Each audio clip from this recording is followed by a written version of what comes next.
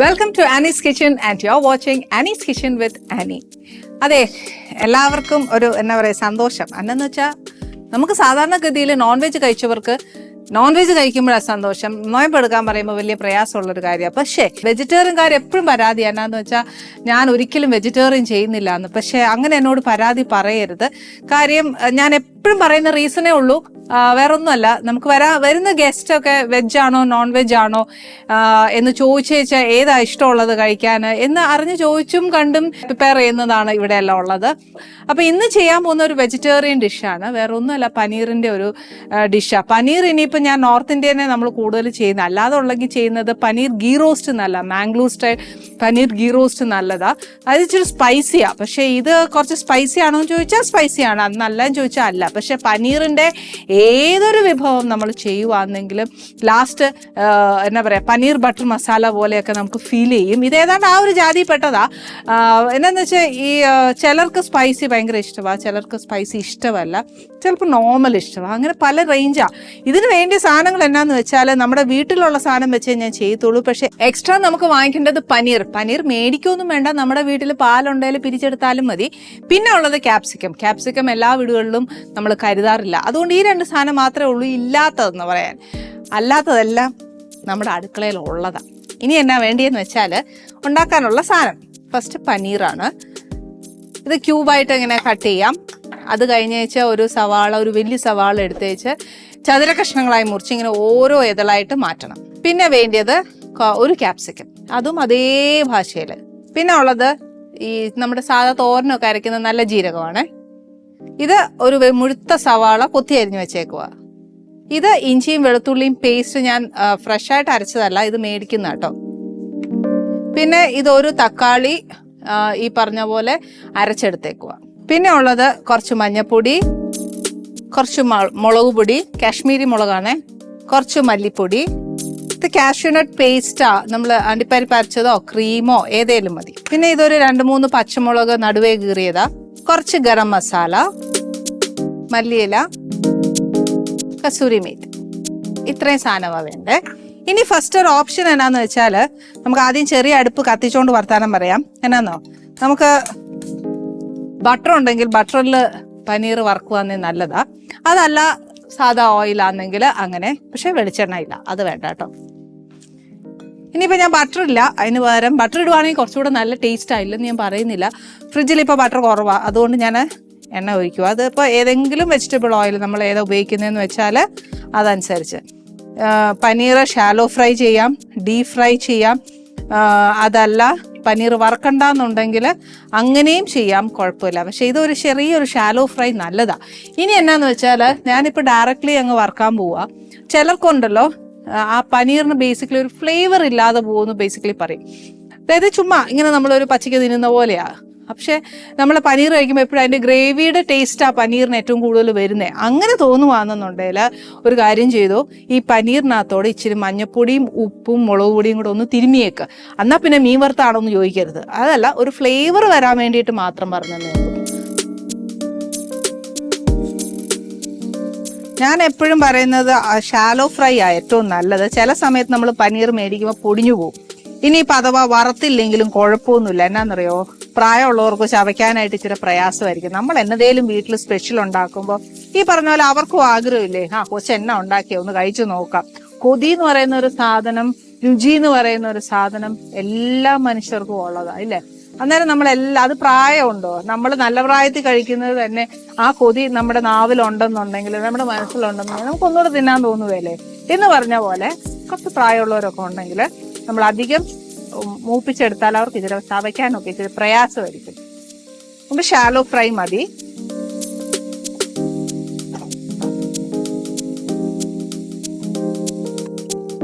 Okay, ഇനി തന്നെ ഞാൻ ഷാലോ ഫ്രൈയും അത്ര ആയിട്ടില്ല, കുറച്ചും കൂടെ ഒന്ന് ലൈറ്റ് ആയിട്ട് എടുത്തിട്ടുള്ളൂ. ഇങ്ങനെ ഫ്രൈ ചെയ്തെടുത്താലുള്ള ഒരു ഗുണം എന്നാന്നറിയാവോ, നമ്മുടെ പ്രായം ചെന്നവർക്കും കഴിക്കാം. ചിലർ പറയും ഫ്രൈ ചെയ്ത് കഴിഞ്ഞാൽ പനീർ ഒത്തിരി കട്ടിയായി പോകും. അപ്പൊ ഇങ്ങനെ വറുത്തെടുക്കുവാന്നേൽ ആ കട്ടി പറയുന്നില്ലേ, ആ പനീർ കുറച്ച് സോഫ്റ്റ് ആയിരിക്കും.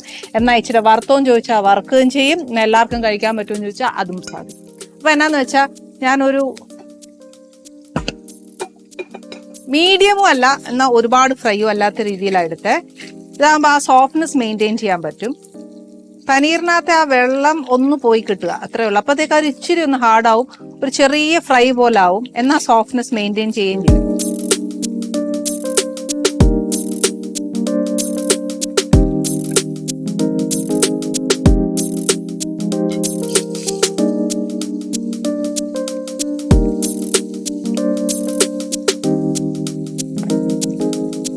ഇതും കൂടെ ഇനിയിപ്പോൾ ഇച്ചിരി 5 മിനിറ്റ് മതി. അപ്പം നമുക്ക് എന്നാ ചെയ്യേണ്ടതെന്ന് വെച്ചാൽ നെക്സ്റ്റ് അടുത്ത ഗ്രേവി ചെയ്യാനായിട്ട് ഞാൻ ആ വലിയ പാത്രം വയ്ക്കുക. അത്രയും വലിയ പാത്രം വെക്കുന്നത് എന്നാന്ന് വെച്ചാൽ ഇച്ചിരി ഇളക്കാനും ഒക്കെ ആയിട്ട് ഇച്ചിരി എളുപ്പമുണ്ടല്ലോ. വേണ്ട, ഞാൻ ഈ പറഞ്ഞ പോലെ തന്നെ ഇതിന്റെ അതേ മൂപ്പ്, അതായത് എന്നാന്നറിയോ, ആ പനീറിന്റെ മേലിലൊരു യെല്ലോയിഷ് കളർ വന്നിട്ട് അവിടെ ഇവിടെ ഇങ്ങനെ ഇച്ചിരി ഒരു മൊരിഞ്ഞ ഒരു നിറം, അത്ര ഒരു ബ്രൗൺ നിറം, അത്ര മതി. പിന്നെ ബാക്കി എണ്ണ കളയരുത്. അപ്പൊ എല്ലാത്തിനും ഭയങ്കര വിലയാ, അന്നേരം ഒന്നും കളയരുത്. ഇപ്പുറത്തേലോട്ട് ഒഴിക്കുക. ഇത്രയും എണ്ണ എന്തായാലും നമുക്ക് പോരാ, അതുകൊണ്ട് ഒരു ഇച്ചിരി എണ്ണയും കൂടെ ഒഴിച്ച് വെച്ച് ഗ്രേവിക്കുള്ളതെല്ലാം ചെയ്യാം.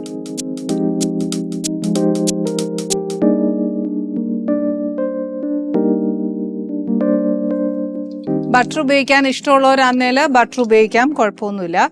ഇനി ഇതിനകത്തോട്ട് നമുക്ക് 1 ടീസ്പൂണോളം ജീരകം, അത് ടീസ്പൂൺ കണക്ക് വേണോ അതോ ഞാൻ എൻ്റെ കൈക്ക് ഇട്ടാൽ പോരെ?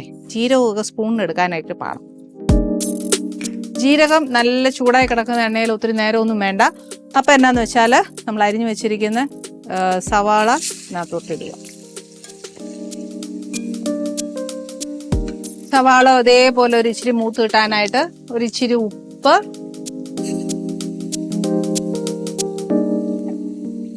ഇതിന്റെ കൂട്ടത്തിൽ തന്നെ ഞാൻ 1 ടീസ്പൂൺ, അത് ശരിക്കും നമ്മൾ ചതയ്ക്കുവാണെങ്കിൽ ഒരു 2 ടീസ്പൂണോളവും ഇഞ്ചിയും വെളുത്തുള്ളി ഇടാം. ഇതിപ്പോ നമ്മൾ മേടിക്കുന്നതിന്റെ ഞാൻ പറയല്ലേ എപ്പോഴും കുറച്ചേ ഇടാവുള്ളേ, അതുകൊണ്ട് ഇത് ഞാനൊരു 3/4 ഇടുവുള്ളേ. ഇതിന്റെ ഒരു കുത്തൽ ഒത്തിരി മുന്നേ നിൽക്കും, അതുകൊണ്ട് എനിക്ക് ആ ഒരു എത്ര വഴറ്റിയാലും പിടിച്ചാലും ഒന്നും ഇത് അങ്ങോട്ട് പോവുകയില്ല. അപ്പൊ ഞാൻ അതിന്റെ ഒരു എനിക്കൊന്നും എന്റെ കോൺസെൻട്രേഷൻ ഒത്തിരി കൂടുതലായതുകൊണ്ടായിരിക്കും ഞാൻ അതുകൊണ്ട് ഒരു ഇച്ചിരി ഇടത്തുള്ളൂ. ഇതൊരു ലൈറ്റ് ബ്രൗൺ ആവണം. ആ സമയത്ത് നമുക്ക് എന്നാ ചെയ്യണമെന്ന് അറിയാം, നമ്മൾ നേരത്തെ എടുത്ത പാന് ഒന്ന് കഴുകിയെടുക്കാം. തീ ഒന്ന് ഇച്ചിരി കുറച്ച് വെച്ചേ. ഇനി ഇതിനകത്ത് ഒരു ചെറിയ പണിയുണ്ട്, അത് ചെയ്ത് അങ്ങ് വെച്ച് കഴിഞ്ഞാലില്ലേ ഈ പറഞ്ഞ പോലെ വേണ്ടേ നമ്മുടെ ഉള്ളിയൊക്കെ നല്ലതായിട്ടൊന്ന് മൂത്തു, അതായത് ഒരുപാട് അങ്ങ് മൂത്ത് പോകണ്ട, കുറച്ച്. അതിന്റെ കൂടെ തന്നെ ഇഞ്ചിയും വെളുത്തുള്ളി നേരത്തെ ഇട്ടെന്നാന്ന് വെച്ചാൽ ഈ മേടിക്കുന്നതായതുകൊണ്ട് ഇച്ചിരി മൂക്കാനൊരു പാടാ, പിന്നെ അതിന്റെ കുത്തലൊന്ന് പോകണം എന്നുള്ളൊരു നിർബന്ധം എനിക്കുള്ളത് കൊണ്ടാണ് അതിന്റെ കൂട്ടത്തിൽ ഇട്ടേ. അപ്പൊ 2 കാര്യവും നടക്കും. അപ്പൊ ഇതൊന്ന് മൂത്ത് കഴിഞ്ഞാൽ അരച്ചു വെച്ചേക്കുന്ന ടൊമാറ്റോ അല്ലെങ്കിൽ ടൊമാറ്റോ പേസ്റ്റ് ഏതാന്ന് വെച്ചാൽ നമ്മൾ ഇതിനകത്തങ്ങ് ചേർക്കുക. അന്നേച്ച് നെക്സ്റ്റ് എന്നാന്നറിയാവോ, ഈ ചേർത്തേക്കുന്ന ടൊമാറ്റോയുടെ വെള്ളം മുഴുവൻ പറ്റി നമ്മൾ ചേർത്ത എണ്ണ തെളിയണം. അത് ഓരോ കാര്യങ്ങൾ ചേർക്കുമ്പോഴും അതിൻ്റെതായ സമയം എടുത്ത് നമ്മൾ കറി ഉണ്ടാക്കുവാണെങ്കിൽ അത്രയും നല്ല ടേസ്റ്റാണ്. ഓക്കെ, ചീനച്ചട്ടിയിലെ വെള്ളമെല്ലാം പറ്റി. ഇനി ഇതിനകത്തോട്ട് ഒരു ഇച്ചിരി എണ്ണ ഒന്ന് ഒഴിച്ച് വെച്ച് ഫസ്റ്റ് എന്നാ ചെയ്യണമെന്ന് വെച്ചാൽ ക്യാപ്സിക്കം ഒന്ന്, ഒരുപാടല്ല കുറച്ചൊന്ന് നമ്മൾ വാട്ടിയെടുക്കുകയല്ലേ, അത്രയും മാത്രം ഒന്ന് ചെയ്യാം. ക്യാപ്സിക്കവും വാട്ടണം, അതിന്റെ പുറകെ തന്നെ നമുക്ക് ആ ഉള്ളിയും കൂടെ ഒന്ന് വാട്ടിയെടുക്കണം. ഒത്തിരി അല്ല, ഈ പറഞ്ഞ പോലെ തന്നെ ആ ഒരു ക്രഞ്ചിനെസ് അതിനകത്ത് വേണം. അപ്പൊ ഫസ്റ്റ് ഞാൻ ക്യാപ്സിക്കം ഇടുക. വെന്തങ്ങ് ഉടഞ്ഞങ്ങൊന്നും പോണ്ട, ഒന്ന് ആ ഒരു എന്താ പറയാ ഒരു പച്ചയില്ലേ അതൊന്ന് മാറി വെച്ചാൽ മതി.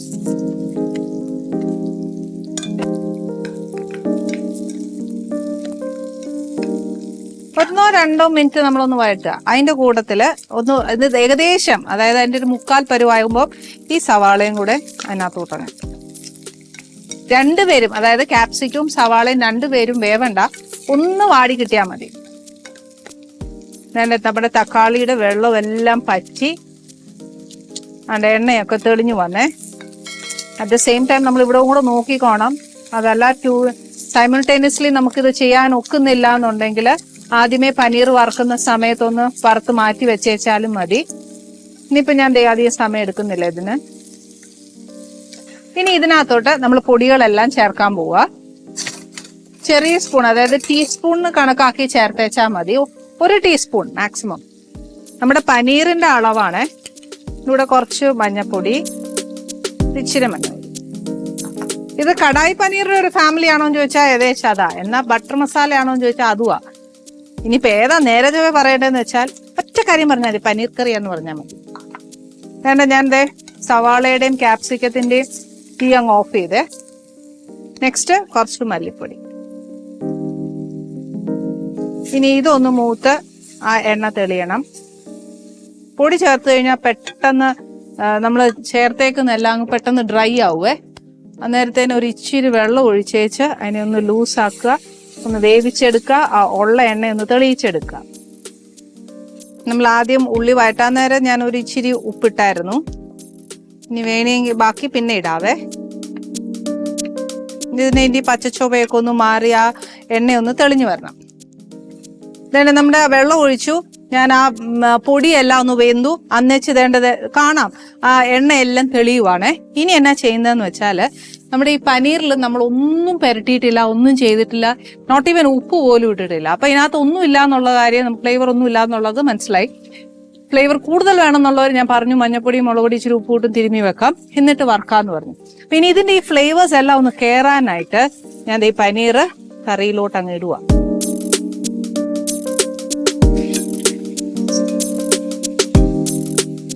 എന്നിട്ട് ഇതിനകത്തോട്ട് ഞാനൊരു ശകലം ഗരം മസാല,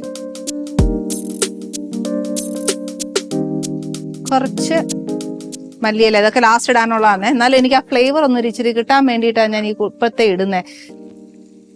കുറച്ച് കസൂരി മേത്തി.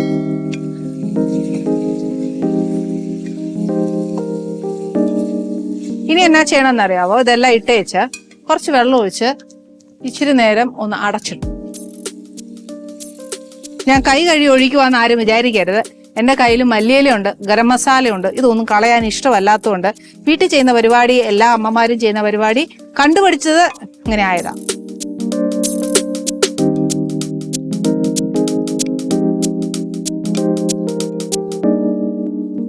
ഇനി ഒരു 5 മിനിറ്റ് ഈ പനീർ എല്ലാം ഒന്ന് തിളച്ച്, ഇതിനൊന്നും അധികം സമയം എടുക്കുകയല്ല. കാര്യം എന്നാണെന്നറിയോ?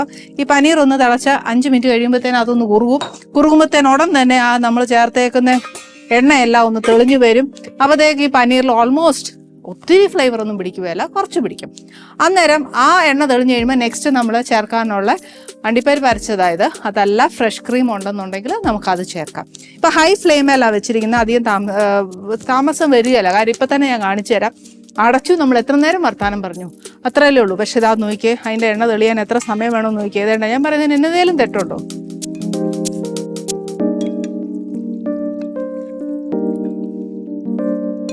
ഇനി ഇതിനകത്തോട്ട്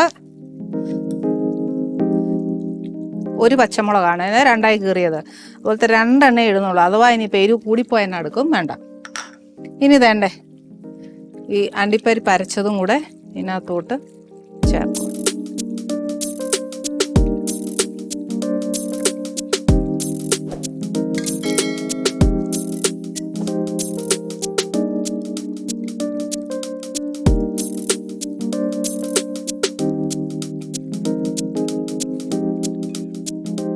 ഈ സമയത്ത് ഉപ്പൊക്കെ നോക്കിക്കോണം. ഗ്രേവി വേണ്ടിയവർക്കൊക്കെ ഗ്രേവി ഈ പരുവത്തിന് എടുക്കണമെന്നുണ്ടെങ്കിൽ ഈ പരുവത്തിന് എടുക്കാം. അതല്ല എന്നുണ്ടെങ്കിൽ കുറച്ചുകൂടി തിക്കാക്കി എടുക്കണമെങ്കിൽ എടുക്കാം. പിന്നെ നമ്മൾ ഈ വാങ്ങാൻ ഒരു 10 മിനിറ്റ് മുമ്പ്, അതായത് ആ പനീറിലെല്ലാം നമുക്ക് പിടിച്ചു എന്നുള്ളൊരു ഉറപ്പ് വന്നതിന് ശേഷം മാത്രം ഈ സവാളയും ക്യാപ്സിക്കവും ചേർക്കാവുള്ളൂ. എന്നാന്ന് വെച്ചാൽ ഇത് കുഴഞ്ഞ് അതിനകത്തോടെ അങ്ങ് ചേരരുത്. നമ്മൾ കറി വിളമ്പുമ്പം ഈ ക്യാപ്സിക്കവും ഈ സവാളയും എല്ലാം ആ കറിയിൽ വിസിബിൾ ആയിരിക്കണം. അതുകൊണ്ടാണ് ഞാൻ പറഞ്ഞത്. അപ്പം ഇനി ഇത് എന്ത് ചെയ്യാൻ പോവാ? ഈ കാഷ്യൂനട്ടും എല്ലാം ഇച്ചിരി ഒന്ന് വേവാനില്ലേ, അതും വെന്ത് അതിൻ്റെ ഫ്ലേവറും എല്ലാം നമ്മൾ ചേർത്തേക്കുന്ന എല്ലാ ഫ്ലേവറും ആ പനീറിൽ പിടിച്ചു കഴിയുമ്പോൾ ഗ്രേവിയുടെ തിക്നെസ് എത്ര നമുക്ക് വേണം എന്നുള്ളത് ആ ഒരു കൺസിസ്റ്റൻസിയിൽ എത്തിക്കഴിയുമ്പോഴത്തേക്ക് സവാളയും ചേർത്ത് സവാളയും ക്യാപ്സിക്കവും ചേർത്ത് ഒരു 5 മിനിറ്റ്സും കൂടെ, അല്ലെങ്കിൽ ഒരു 3 മിനിറ്റ്സും കൂടെ അടച്ചിട്ടിട്ട് ആ ഫ്ലേവറും കൂടെ ഇതിലൊന്ന് മിക്സ് ആവുമല്ലോ, അത്രയും മതി. ഇതിന് മറ്റേ ആ ഫ്ലേവർ കംപ്ലീറ്റ് വരണം അങ്ങനെയൊന്നുമില്ല.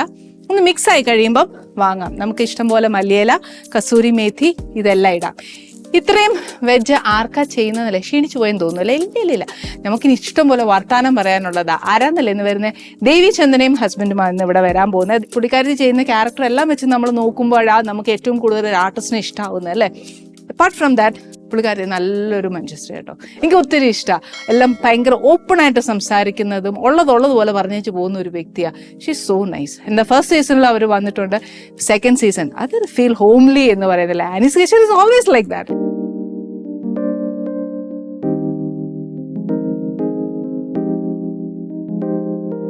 നമസ്തേ. നമസ്തേ. അതെ, എന്തോ ഞാനൊന്ന് എണീറ്റ് നിന്ന് ബഹുമാനിക്കട്ടെ. എന്തിനത്? വേണ്ട, ചെയ്യാൻ പറ്റാത്തൊന്നും ചെയ്യില്ല. അല്ല, ഗിന്നസിലൊക്കെ പേര് വന്ന് അങ്ങനെ കളിയാക്കിയതല്ല. മറക്കാൻ ശ്രമിക്കുകയാണ്. ഇവിടെ ഓരോരുത്തരും ഓരോ ഗിന്നസ് കിട്ടാൻ വേണ്ടിയിട്ട് ഇവിടെ പല ശ്രമങ്ങൾ നടന്നുകൊണ്ടിരിക്കുന്ന സമയത്താണ്. അതിന്റെ ഇനീഷ്യേറ്റീവും എല്ലാം നല്ലതായിരുന്നു. പക്ഷെ വേറെ രീതിയിലോട്ട് ക്ലൈമാക്സ് ഭയങ്കര ട്രാജഡി ആയി പോയി. അതാണ് പറ്റിയത്. ആ ഒരു മാഡം വീണതോടുകൂടി നമ്മള് ഉദ്ദേശിച്ചതൊന്നും അല്ല. പിന്നെ അത് ഭയങ്കര ഒരു കോൺസ്പിറസി ആയിരുന്നു. അങ്ങനെയാണ് അതൊരു സ്കാം ആണെന്ന്. പക്ഷെ ടച്ച്വുഡ് ഇതുവരെ നമ്മള് സേഫ് ആണ്. ചേച്ചി ഫ്രാങ്ക്ലി എന്റെ അടുത്ത് ചോദിച്ചാണ്, as a teacher, as a dancer, ഞാൻ അതിലൊരു 110% ഭയങ്കര ഹാപ്പിയാണ് ആ ഒരു ഇവന്റിൽ. കാരണം എന്താ പറയണേ, ഒരു 5 വയസ്സ് മുതൽ 55 വയസ്സ് 60 വയസ്സുള്ളവർ വരെ ഒരേപോലെ ഒരേ മ്യൂസിക്കിൽ ഒന്നിച്ച് ഡാൻസ് ചെയ്യാന്ന് പറഞ്ഞ ആ ഒരു മൊമെന്റ് സത്യം ഗിന്നസ് ഒരു 10 ഗിന്നസ് കിട്ടുന്നതിന്റെ സന്തോഷമായിരുന്നു ആ ഒരു മൊമെന്റില്. ഞാൻ എന്റെ പേഴ്സണലി ആസ് എ പേഴ്സൺ ഞാൻ ഫീൽ ചെയ്തത്. എന്റെ സ്റ്റുഡൻസും, എന്റെ ഒരു 10-20 സ്റ്റുഡൻസ് ഉണ്ടായിരുന്നു. അവരുടെ പേരൻസും ഒക്കെ ലിറ്ററലി എന്റെ അടുത്ത് വന്ന് കരയുമായിരുന്നു. അയ്യോ ടീച്ചറെ, ഞങ്ങൾക്ക് ഇത് കാണാൻ പറ്റിയത് തന്നെ വലിയ ഇത്. പക്ഷെ ഇത് പുറത്തുള്ളവര് ഇത് പക്ഷെ എന്തൊക്കെയോ ആക്കിപ്പോയി. പക്ഷെ അതിന്റെ ഒരു ശ്രമവും എന്നാ ഈ പറയുന്നവരോട്ട് അത്ര ശ്രമിക്കുന്നു. ഞാൻ പറയായിരുന്നു, നിസ്സാരം നമ്മളൊരു കോമ്പറ്റീഷൻ ഒരു കുട്ടിയെ തയ്യാറാക്കി എടുക്കാൻ പെടുന്ന പാട് നമുക്കറിയാം. സത്യം. അപ്പോഴാണ് ഇത്രയും പേരെ കോർഡിനേറ്റ് ചെയ്ത് ഒരു ഇവന്റ് നടത്തുക എന്ന് പറഞ്ഞത് ചെറിയ കാര്യമല്ല. സത്യം. അത് ഒന്നും വേണ്ട, ഒരു ക്ലാസ്സിലെ 10 സ്റ്റുഡന്റ് വെച്ചോ, ഡാൻസും വേണ്ട, ഒന്നും മിണ്ടാതിരിക്കണമെന്ന് പറയാൻ തന്നെ ഒരു ടീച്ചർ പ്രയത്നിക്കുന്ന ചില്ലറയൊന്നും അല്ല. പല സമയത്തും പഠിപ്പിക്കാൻ നമ്മൾ ശ്രമിക്കുമ്പോഴത്തേക്കും പല സമയത്തും നമ്മള് പേഷ്യൻസ് എന്ന് പറഞ്ഞൊരു സാധനമുണ്ടല്ലോ, പഠിച്ചത് ഞാൻ പഠിപ്പിച്ചു തുടങ്ങിയ പിന്നെ അതുകൊണ്ട് എനിക്ക് ഒട്ടും ഇല്ലാത്ത. എങ്ങനെയുണ്ട് ഭാര്യയുടെ പേഷ്യൻസിനെ കുറിച്ച് പറയാൻ? അതുകൊണ്ട് ഉണ്ടരുത്, ഞങ്ങൾ അവിടെ നിന്ന് അറിഞ്ഞോളാം. അല്ല, അത് അങ്ങനെ ഇപ്പം ദേവി ഇപ്പൊ പറഞ്ഞതുപോലെ അതൊരു പുതിയ കാര്യമായിട്ട് എനിക്ക് തോന്നിയിട്ടില്ല. ക്ഷമയുള്ള ഭാര്യ തന്നെയായിരുന്നു. ബേസിക്കലി മനസ്സിലാക്കിയിരിക്കുന്ന ഒത്തിരി ഒരു ഇൻട്രോവേർട്ട് ആയിട്ടൊക്കെ സംസാരിക്കുന്ന ഒരു വ്യക്തിയാണ്. പക്ഷേ റീല് കണ്ടാൽ ഞങ്ങളുടെ അതിന്റെ ഇംപ്രഷൻ മൊത്തം മാറ്റി കളഞ്ഞു. ചേച്ചി, അത് നമ്മൾ പറയില്ലേ ഈ life after Christ before Christ എന്നൊക്കെ പറയുന്നില്ലേ, അതെ 19 വർഷത്തിന് മുമ്പും ശേഷവുമുള്ള അയാളെ ചോദിച്ചു നോക്കുക, ബിഫോർ ആൻഡ് ആഫ്റ്റർ. പക്ഷെ ഒരു കാര്യം ഉണ്ട് കേട്ടോ, ഭയങ്കര നല്ല പെർഫോമൻസ്. കയ്യും കാലും. അത് ശരിക്കും ഞാൻ പറയും, ഒരു റീലൊക്കെ ചെയ്യുമ്പോഴത്തേക്കും ഞാൻ ചിലപ്പം ഇങ്ങനെ പറയും, എടോ നമുക്ക് ആ പാട്ട് ചെയ്യാം, തനിക്ക് പണിയൊന്നുമില്ല ചുമ്മാ അങ്ങനെയൊക്കെ പറയുവേ. എന്നിട്ട് ലാസ്റ്റ് നമ്മൾ കയ്യും പ്ലീസ് ഇടോ, എന്തിനാടോ വാടോ എന്നൊക്കെ പറഞ്ഞ ടെറസിന്റെ മുകളിൽ ഞങ്ങൾ 4 ദിവസം പ്രാക്ടീസ് എന്റെ പിള്ളേരെ പഠിപ്പിക്കാൻ എന്തൊരു പാടാന്ന് പറയാം. അതിലും പാടാന്ന് ഇയാളെ ഒന്ന് പഠിപ്പിക്കാൻ. എന്നിട്ട് ഞങ്ങൾ അപ്പൊ ലാസ്റ്റ് വഴക്കാവും. താനൊരു ഡാൻസറാണ്, അപ്പൊ തനിക്കറിയാം ഓൾറെഡി ഈ സ്റ്റെപ്പ് ഇത് കഴിഞ്ഞ ഇതാണ്, താൻ പറയണം. ഞാൻ പറഞ്ഞു, അതെങ്ങനെ റീൽ നമ്മൾ ചെയ്തോണ്ടിരിക്കുമ്പോ പറയാൻ പറ്റുമോ? അയ്യോ തമാശയല്ല കേട്ടോ. ഈ റീലിന്റെ നമ്മുടെ ഈ മ്യൂസിക് ഇടാത്ത വർഷം വേണമെങ്കിൽ ഞാൻ കാണിച്ചു തരാം. എടുത്തോ അല്ല, എന്നിട്ട് എന്താ അറിയോ, ഇപ്പൊ ചിലപ്പോ കമന്റ്സ് ഒക്കെ വരും, ചേച്ചി ഇത് ചേട്ടൻ തൂക്കി എന്നൊക്കെ പറയുമ്പോ ചേട്ടൻ കണ്ടോ. ഒരുപാട് കമന്റ്സ് ഞാനും അത് വായിച്ചു കേട്ടോ.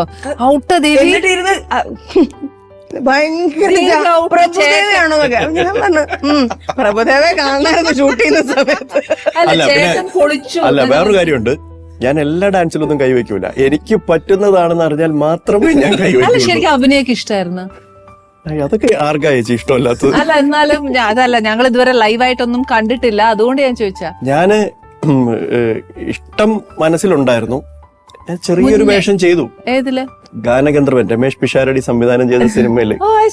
അതിന്റെ അകത്ത് ഏറ്റവും വലിയ അത്ഭുതം തോന്നിയത്, അതായത് ആ മൂവിയുടെ തുടക്കം മുതൽ രമേശുമായിട്ട് വർഷങ്ങളായിട്ടുള്ള പരിചയം, ഞങ്ങൾ ഒരേ ട്രൂപ്പിൽ വർക്ക് ചെയ്തുള്ള പരിചയമാണ്. അപ്പൊ ഇത് ഗാനമേള അല്ലെങ്കിൽ അങ്ങനെ ഒരു സ്റ്റേജ് പെർഫോമേഴ്സിന്റെ സ്റ്റോറി ആയിരുന്നു ആ സിനിമ. അപ്പൊ അതിൽ കുറച്ച് കാര്യങ്ങളൊക്കെ ഇങ്ങനെ സംസാരിക്കുന്നതിന്റെ കൂട്ടത്തിൽ ഞാൻ അവിടെ ഇരുന്നപ്പം എന്നോട് ഇങ്ങനെ എഴുതിയിട്ട് ഒരു ദിവസം അപ്പം അഴകപ്പൻ സാർ എല്ലാരും ഇരിക്കുക. അപ്പൊ എന്നോട് ചോദിച്ചു, എനിക്ക് താടി എടുക്കാമോ?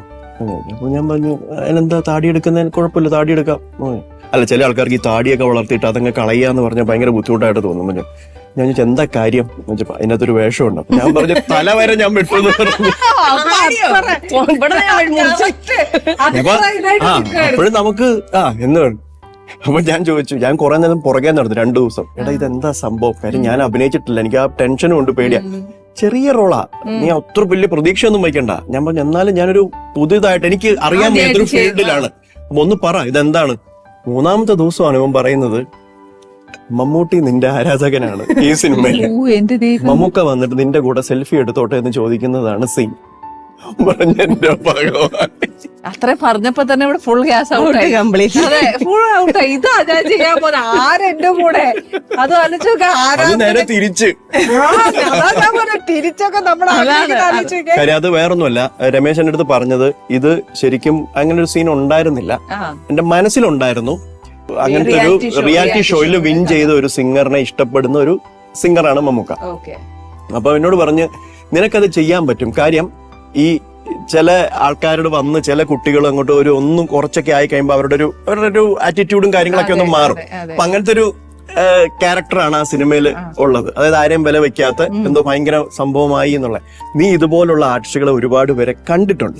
ഗാനമേളയ്ക്ക് പോകുമ്പോ തന്നെ അപ്പം എനിക്ക് വേറൊരു പുതിയ ഒരാൾ ഇത് പറഞ്ഞു കൊടുക്കേണ്ട കാര്യമില്ല. അറിയാമല്ലോ നമ്മുടെ കൂടെ തന്നെ വരുന്നവരുടെ സ്വഭാവ മാറ്റവും കാര്യങ്ങളൊക്കെ അത് കണ്ടങ്ങ് നിന്നാ മതി. അപ്പൊ ഞാൻ പറഞ്ഞു, നമുക്ക് ഇങ്ങനെ ഒന്നും പേടിക്കണ്ട, അതൊക്കെ അങ്ങനെ കൂടെ അങ്ങ് നിന്ന് കൊടുത്താൽ മതി, ബാക്കിയെല്ലാം. സത്യം. ശരിക്കും പേടിയായില്ലേ അദ്ദേഹത്തിനോട് വർക്ക് ചെയ്യുമ്പോൾ? പക്ഷെ പേടി അതെന്നാണ് ചേച്ചി, മണിയമ്പള രാജചേട്ടൻ ഉണ്ടായിരുന്നു, പിന്നെ മനോജേട്ടൻ ഉണ്ടായിരുന്നു. അപ്പൊ ഇവരുമായിട്ടൊക്കെ ഉള്ള വർഷങ്ങളായിട്ടുള്ള പരിചയം ഉള്ളത് കൊണ്ട് നമുക്ക് മാത്രമേ ഉള്ളൂ ഒരു പരിചയമില്ല. അപ്പൊ രമേശ് കൊണ്ടൊന്ന് ഇങ്ങനെ പരിചയപ്പെടുത്തി. അപ്പം അറിയാം, അതാണ് ഏറ്റവും വലിയ അത്ഭുതമായി പോയത്. അപ്പൊ എന്നോട് ചോദിച്ചു, ഡാൻസർ അല്ലേ എന്ന് ചോദിച്ചു മമ്മൂക്ക. അപ്പൊ ഞാൻ പറഞ്ഞു, ഡാൻസർ അല്ല, സിംഗറാ. ഉണ്ടല്ലോ അത് മതി.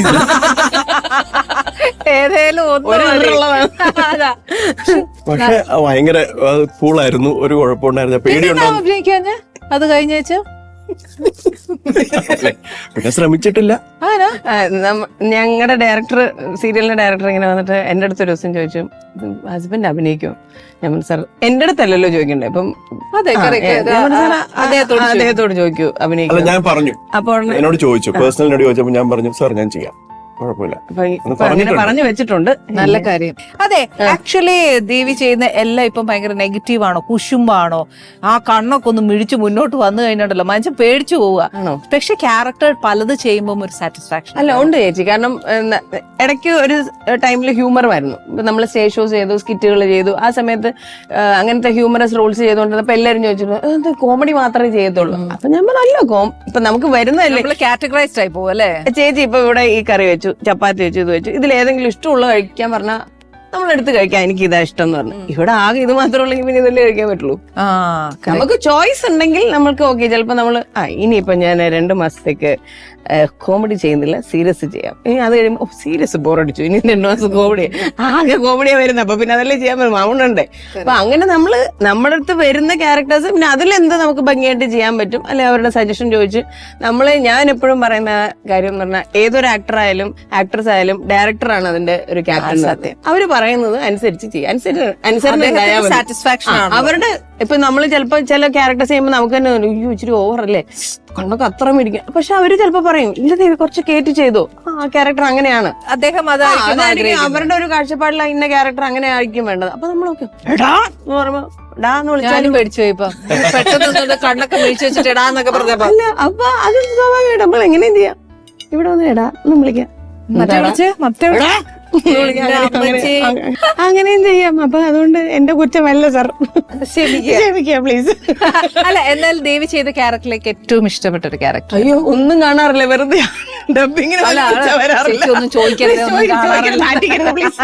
കാണത്തില്ല എന്ന് പറയും. അല്ല, എന്റെ മനസ്സിൽ എനിക്ക് ഏറ്റവും ഇഷ്ടപ്പെട്ടത് കസ്തൂരിമാൻ. അത് കണ്ടതാ, വേറൊന്നും കണ്ടില്ലേ? കണ്ടിട്ടുണ്ട്, ക്രിട്ടിസൈസ് ക്രിട്ടിസൈസ് ചെയ്യാറുണ്ട് മേക്കപ്പിന്റെ കാര്യത്തില്. അത് പക്ഷെ ക്യാരക്ടർ അതിനെ ആവശ്യപ്പെടുമ്പോ അത് ചെയ്തല്ലേ ഒക്കത്തുള്ളൂ നമുക്ക്. അല്ല എന്റെ അടുത്ത് ചില സമയത്ത് പറയും. കാര്യങ്ങളുണ്ട് ചേച്ചി. അല്ല ചില സമയം നമ്മള് ലൊക്കേഷൻ ചെല്ലുമ്പോ രാവിലെ നൈറ്റ് സീൻ ആയിരിക്കും എടുക്കുന്നത്. അപ്പൊ നമുക്കറിയത്തില്ല, നമ്മൾ ഫസ്റ്റ് ഫ്രഷ് മേക്കപ്പ് ഒക്കെ ചെയ്ത് കമ്മലും ജിമിക്ക് പോവും അരപ്പട്ടയൊക്കെ കെട്ടി റെഡി ആയിട്ട് നമ്മൾ സീൻ അഭിനയിച്ചെല്ലാം കഴിഞ്ഞ് കഴിഞ്ഞപ്പോ 9:30 ആകുമ്പോഴത്തേക്കും ആയിരിക്കും ഈ സീനിന്റെ ബാക്കി പുറത്തെടുക്കുന്നത്. അപ്പൊ ഞാൻ പറഞ്ഞു അയ്യോ അപ്പൊ രാത്രിയായിരുന്നു. ആ ചേച്ചി അത് നൈറ്റ് ആയിരുന്നു. അപ്പൊ നൈറ്റ് പൂവും വെച്ച് സത്യം പലതും നമ്മുടെയും കുഴപ്പമുണ്ട്, നമ്മൾ കമ്മ്യൂണിക്കേറ്റ് ചെയ്യുന്നതിന്റെ കുഴപ്പമുണ്ട്. പിന്നെ ഈ 12 സീൻ എടുക്കുമ്പോൾ 11 ഡ്രസ് ചേഞ്ചും അതെല്ലാം കൂടെ നോക്കുമ്പോഴത്തേക്ക് ഇത് മാറ്റി വെക്കണം, മറ്റേ സീനിന് പൊട്ടിപ്പുറത്തായിരുന്നു, അല്ലെങ്കിൽ കമ്മലിട്ടില്ലായിരുന്നു, ഉറങ്ങാൻ പോയപ്പോ വരപ്പട്ടയില്ല, അതൊക്കെ അത്രയും തലവേദന മാക്സിമം നമ്മൾ യോജിക്കാൻ ഒരു ഇച്ചിരി താനൊരു കോമൺ അങ്ങനെയല്ല, അതിപ്പോ നമുക്കൊന്നും പറയാൻ പറ്റില്ല. ഞാൻ പറഞ്ഞിട്ട് കാര്യമില്ല, അത് ചാനൽ ഡിസിഷൻ, ഡയറക്ടർ ഡിസിഷൻ എല്ലാവരുടെയും ഉണ്ട്. പക്ഷെ അതല്ല നമ്മള് പറയുന്നവരുണ്ട് കേട്ടോ, ഒരു ലോജിക്കും വേണ്ട, നല്ല ഡ്രസ്സ്, നല്ല ഓർണമെന്റ്സ്, നന്നായിട്ട് ഇരിക്കണം. അതായത് ഇപ്പൊ നമ്മള് എല്ലാരും പലപ്പോഴും ചോദിക്കും ഉറങ്ങാൻ പോകുമ്പോ പട്ടുസാരി കൊടുക്കും. ഞാൻ പറഞ്ഞു ഉറങ്ങാൻ പോകുമ്പോ നൈറ്റ് ഇടുന്നത്, പക്ഷെ അത് കാണാൻ എത്ര പേർക്ക് താല്പര്യം ഉണ്ടാവും എനിക്കറിയില്ല. ഇപ്പൊ ചേച്ചി വന്നു നല്ല ഡ്രസ്സ്, കമ്മല്, പൊട്ട്, അല്ലാതെ ചേച്ചിയുടെ കഥാപാത്രത്തിന്റെ അതൊക്കെ പിന്നെ നമ്മൾ പിന്നേ ഉള്ളൂ. അപ്പൊ ആദ്യം ഫസ്റ്റ് ഇംപ്രഷൻ ആണ്. First impression is best impression അല്ലേ? അത് നന്നായിട്ട് ദേവിയിൽ ഫസ്റ്റ് കണ്ടത് എന്തുവാ? ഫസ്റ്റ് പോസിറ്റീവ് ആണ്, എല്ലാ കാര്യങ്ങളും വളരെ പോസിറ്റീവ്.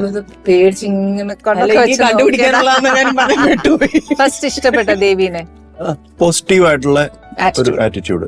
അതെപ്പോഴും കേട്ടോ, എപ്പോഴും ഞാൻ എപ്പോഴും പറയുന്ന ഒരു കാര്യമാ, ദേവി എപ്പോഴും പറഞ്ഞ പോലെ പോസിറ്റീവ് ആണ്, എപ്പോഴും പ്ലസന്റ് ആണ്, എപ്പോഴും ചിരിച്ചിട്ടേ ഇരിക്കും. അതായത് ആ ഒരു ദേവി നിൽക്കുന്ന സദസ്സിനകത്ത് എക്സ്ട്രീം അയച്ചു, അതാണ് കുഴപ്പം. അതുകൂടെ പറയണം, ഞാൻ ഫുള്ള് പറയുന്നതിന് മുമ്പ് ചേച്ചി അത് കയറി ഒന്നല്ല. പക്ഷെ എനിക്ക് ഇഷ്ടം, പക്ഷെ എക്സ്ട്രീം ഒന്നല്ല, മിഡിൽ പോർഷൻ ഇല്ല ദേവിക്ക്.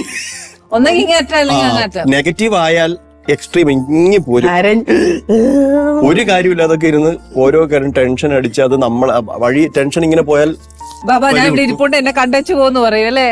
ഇന്നതാ കുഞ്ഞത് എനിക്കറിയണോ ചേച്ചി, നമ്മുടെ ഓരോരുത്തരുടെ ഞാൻ പെട്ടെന്ന് അപ്സെറ്റ് ആവും. ചില സമയത്ത് കിഷോർ ഇപ്പം ഞാൻ അവിടെ ട്രിവാൻഡ്രത്തൊക്കെ അയക്കുമ്പോൾ അവിടെ ഷൂട്ടിന് കുറെ ദിവസമൊക്കെ പോകുമ്പോഴത്തേക്കും ആ സിനിമ അയ്യോ അത് കാണാൻ പറ്റില്ല, അപ്പോഴേക്കും ഇവിടെ വരുമ്പോഴത്തേക്ക് താൻ വരുമ്പോഴേക്കും ഇത് പോകും. അപ്പൊ ഇയാൾ ഒറ്റയ്ക്ക് പോയി കാണും. അപ്പൊ കണ്ടോ ഞാൻ വരുമ്പോഴത്തേക്ക് എനിക്ക് ചെറിയ കാര്യം മതി, കണ്ടോ ഞാൻ എനിക്ക് പോകായിരുന്നില്ല, എവിടെ നിന്ന് പൊയ്ക്കോ ഞാൻ പറഞ്ഞു, എന്നാലും ഒറ്റയ്ക്ക് പോയി. അങ്ങനത്തെ ഒരു ചെറിയ ചെറിയ സാധനങ്ങളുണ്ട്.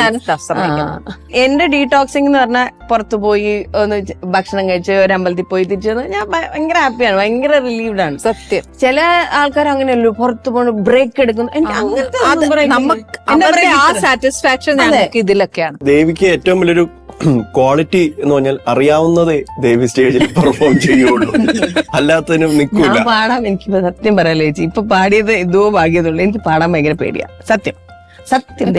ഒരു കുഴപ്പമില്ല. അല്ല കുഴപ്പത്തിന്റെ അല്ല, ഇപ്പൊ ചിലർ നമ്മൾ ഈ രണ്ടുപേരും ഈ മുറിപ്പാട്ടൊക്കെ കേട്ടിട്ട് കിഷോറിന്റെ കൂടെ ഗാനമേളയ്ക്ക് പാടിക്കണം. ഞാൻ പറയാ ഇപ്പൊ ജീവിച്ചു പോകുന്നത് അയാളെ പഠിപ്പിക്കാൻ വേണ്ടിട്ട് രണ്ടുപേരും കൂടെ. ഞാൻ പറഞ്ഞ എനിക്ക് എന്റെ വഴിയുണ്ട്, ഞാൻ അതിലെ സൈഡിൽ കൂടെ പോയിക്കോളാം, കിഷോറിന്റെ പാട്ട് അങ്ങനെ പോയിക്കോട്ടെ. അങ്ങനെ ഒരു എന്താ പറയാ, പാടിയിട്ടുണ്ടോന്ന് ചോദിച്ചാൽ നിവൃത്തിയില്ലാതെ പാടിയിട്ടുണ്ട് കേട്ടോ. അപ്പൊ ഞങ്ങള് സത്യം യൂറോപ്പിൽ ഞങ്ങൾ പ്രസാദന്റെ ഷോയ്ക്ക് പോയപ്പോഴത്തേക്ക് അവിടെ ലിമിറ്റഡ് ആൾക്കാരെ കൊണ്ടുപോകാൻ പറ്റുള്ളൂ, സിംഗർ ഇല്ല. അപ്പം ഇവര് മാത്രം, ഇപ്പൊ പ്രതിവേടനും കിഷോറും മാത്രമല്ല പാട്ടും പാടുന്നത്. അപ്പൊ ഏതെങ്കിലും ഒരു പാട്ടെങ്കിലും ഒരു ഫീമെയിൽ പാടണമല്ലോ, എന്തെങ്കിലും ഒന്ന് പാടണമെന്ന് പറഞ്ഞപ്പോ അങ്ങനെയാണ് കിഷോർ പറഞ്ഞു കുഴപ്പമില്ല പാട്. നമ്മള് ശരിക്കും ഓഡിയൻസ് ഇപ്പൊ ഭയങ്കരമായിട്ട് വിലയിരുത്തും അല്ലെ, നമ്മള് തെറ്റുപാടിയാലും. പണ്ട് ഞാൻ ഇന്നലെയും കൂടെ ഷോ കഴിഞ്ഞിട്ട് വരുന്ന വഴിക്ക് ഞങ്ങള് വണ്ടിയിൽ വന്നപ്പോ ഞാൻ പറയായിരുന്നു, പണ്ട് നമ്മുടെ ഷോ കാണാൻ വരുന്നത് ആസ്വാദനമായിരുന്നു. ഓഡിയൻസ് വന്നിട്ട് നമ്മൾ എന്ത് പെർഫോം ചെയ്യുന്നത് ആസ്വദിക്കാൻ. ഇന്ന് ജഡ്ജ്മെന്റ് ആണ്. ഇന്ന് വന്നിരിക്കുന്ന ഓഡിയൻസ് കംപ്ലീറ്റ് അത് ശരിയായില്ലല്ലോ, അത് ഇങ്ങനെയാണല്ലോ, ജഡ്ജ്മെന്റിന് വേണ്ടി വരുന്നല്ല, ആസ്വാദനം അല്ല അവർക്ക് വേണ്ടത്. മറ്റേത് അങ്ങനെയല്ല, മറ്റേത് അത്ര അവർക്ക് അവരുടെ പെരുന്നാളാണോ ഉത്സവമാണോ അത് എൻജോയ് ചെയ്യാൻ വരികയാണ്. ഇപ്പൊ അങ്ങനെയല്ല, അതാണ് പ്രശ്നം. ആക്ച്വലി കിഷോർ നല്ലതായിട്ട് പ്രൊഫഷണലി വർക്ക് ചെയ്യുന്നു, ദേവി വർക്ക് ചെയ്യുന്നു. നിങ്ങളുടെ ഒരു ബിസി ഷെഡ്യൂൾ എങ്ങനെ മാനേജ് ചെയ്യുന്നത്?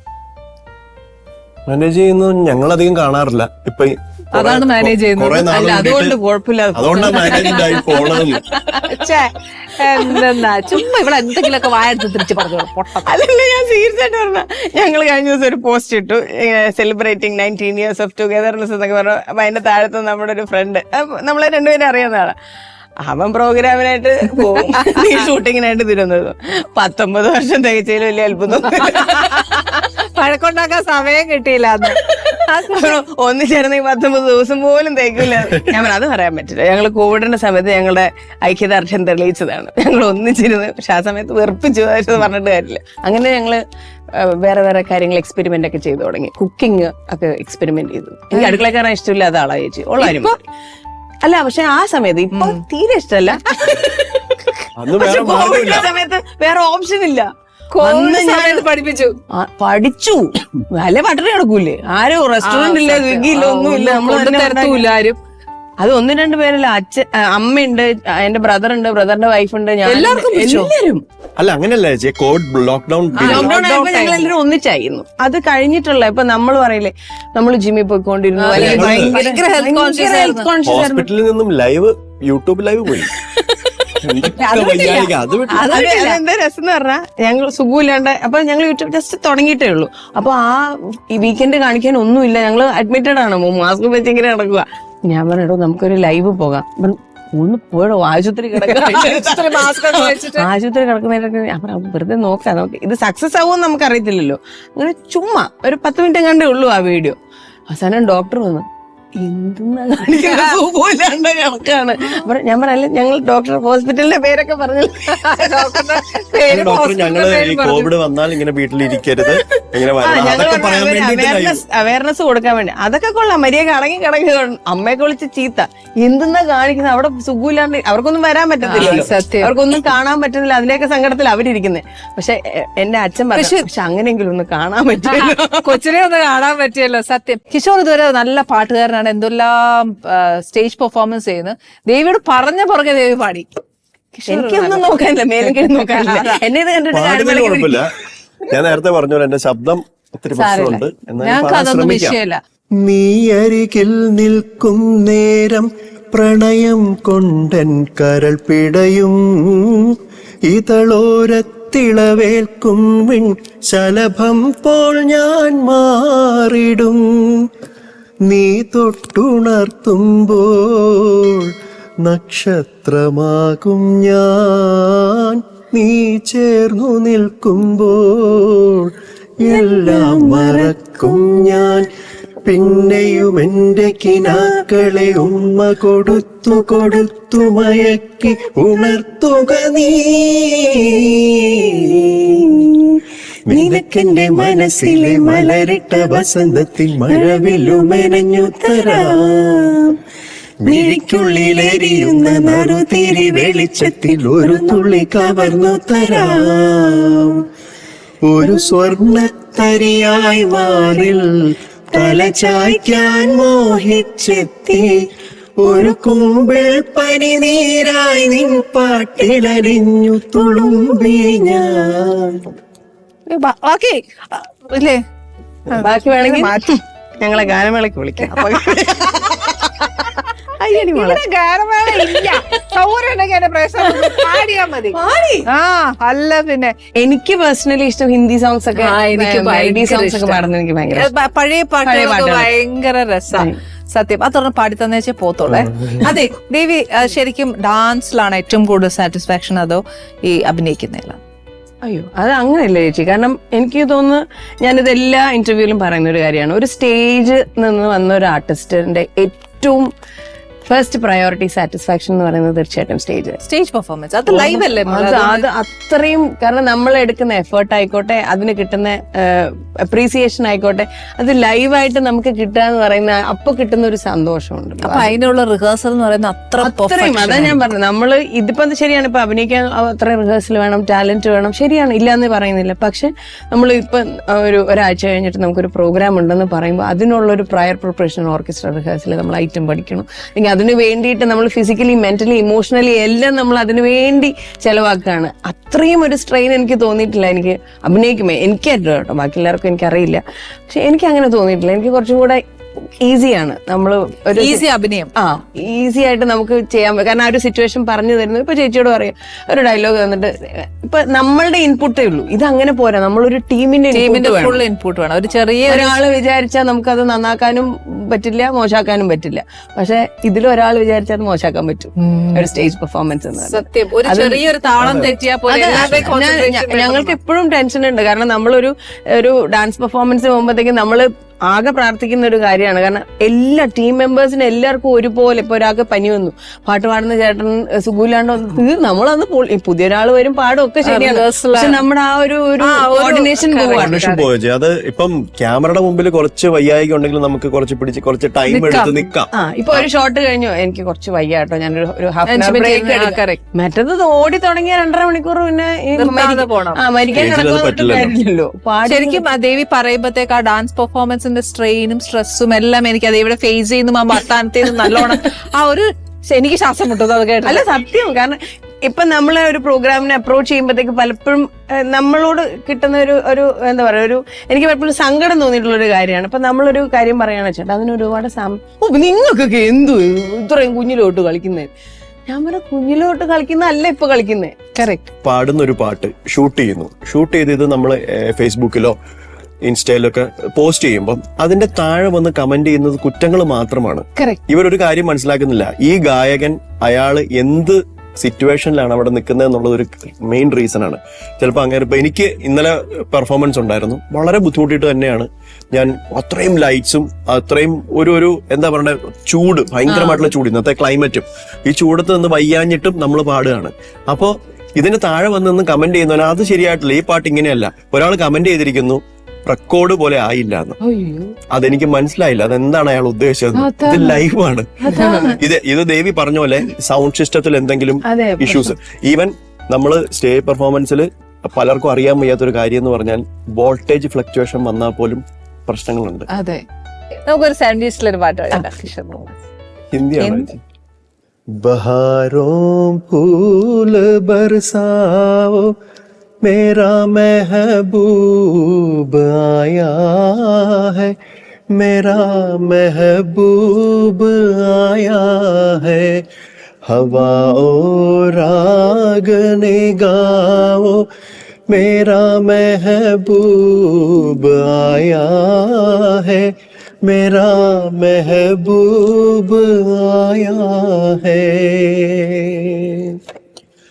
ओ लाली फूल की मेहंदी लगाई ने गोरे हाथों में.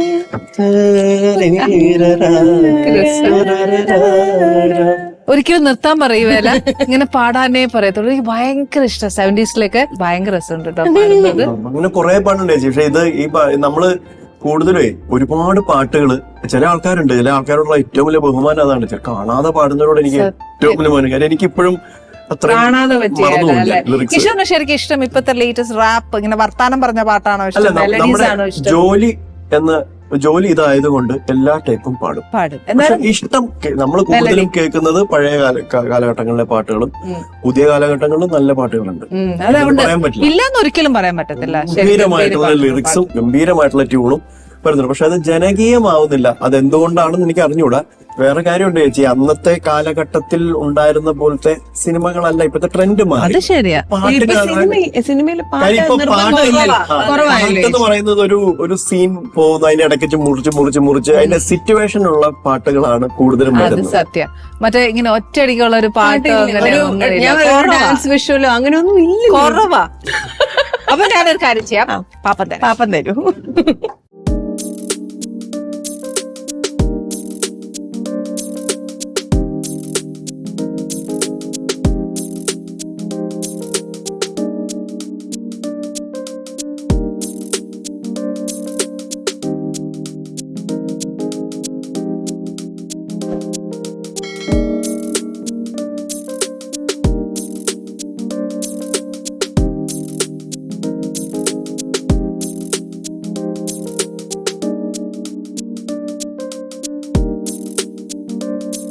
നല്ലതാണോ? നല്ലതാ. ഞാൻ ഒരു ചോദ്യം അങ്ങോട്ട് ചോദിച്ചോട്ടെ. ഈ വെജിറ്റേറിയൻ കുക്ക് ചെയ്യാൻ വിഷമാണോ? എനിക്ക് വിഷമമൊന്നുമില്ല, നാട്ടുകാർക്ക് കാണുന്നവർക്കാ വിഷമം. ഒരു സന്തോഷം എന്നാന്നറിയാം ദേവി, വന്ന് ഭയങ്കര എനർജി ആയിരുന്നു കേട്ടോ.